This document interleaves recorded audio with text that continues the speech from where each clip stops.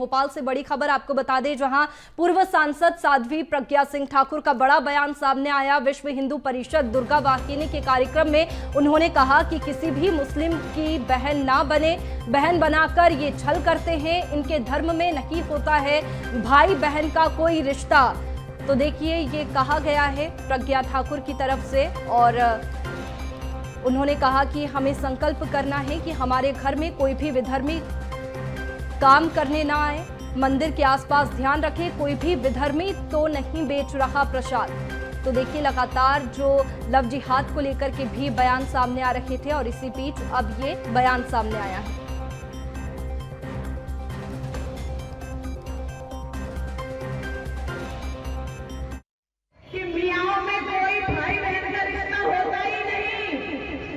तो वो हमसे बहन का रिश्ता कैसे निभाएंगे?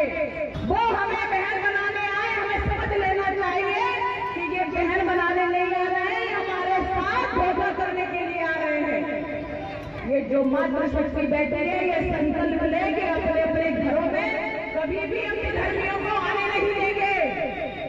खोजना पड़ेगा कि हमारे मंदिर के आसपास प्रसाद कौन बेचता है। यदि ऐसा कोई प्रसाद बेचते हुए विधर्मी पता चला तो उसको जितनी ठुकाई हो सकती उतनी ठुकाई करो और फिर कानून के हवाले करो। और इसी पर ज्यादा जानकारी के साथ में मनोज हमारे साथ में लाइव जुड़ गए हैं। मनोज, नवरात्रि के बीच में प्रज्ञा ठाकुर की तरफ से इस तरह का बयान आना धार्मिक भावनाओं को ठेस पहुंचाने वाला लगता है।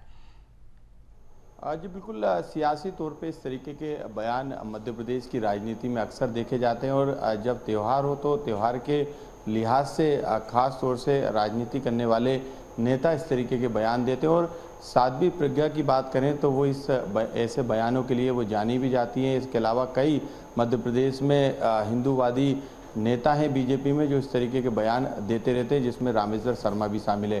हालांकि जिस तरीके से लगातार जो भी धार्मिक स्थल है उनके आसपास एक समाज विशेष वर्ग के लोगों की दुकानों को लेकर विरोध किया जा रहा है, इसको लेकर इंदौर में इसकी शुरुआत की गई।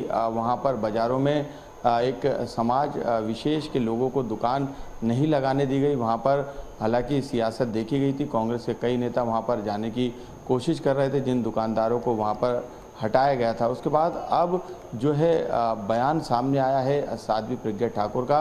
उन्होंने सीधे तौर पर इस पूरे मामले में एक समाज विशेष पर जो है सवाल खड़े किए हैं। उन्होंने सीधे तौर पर इसे लव जिहाद के एंगल से जोड़ा है। उन्होंने सीधे तौर पर आम जनता से अपील की है कि यदि इस तरीके के धार्मिक स्थलों पे लोग या उनके ग्रुप नज़र आए तो उन पर नज़र बनाई जाए और उनके खिलाफ कार्रवाई के लिए प्रशासन को कहा जाए। साथ ही उन्होंने ऐसे लोगों पर कड़ी कार्रवाई की मांग भी की है। लेकिन यदि हम धार्मिक लिहाज से देखें तो धार्मिक लिहाज से संविधान इसका अधिकार नहीं देता है, और ऐसे में सियासी तौर पे ज़रूर इस तरीके के बयान जब सामने आते हैं तो सियासत गर्म होती है। और जब हिंदूवादी नेता इस तरीके के बयान देते हैं तो इसे धार्मिक तौर पर जो है वो देखा जाता है, और जनता के बीच में अपनी पकड़ को मजबूत करने के लिए भी कई बार इस तरीके के धार्मिक समाज के हिसाब से, धर्म के हिसाब से भी बयान दिए जाते हैं। लेकिन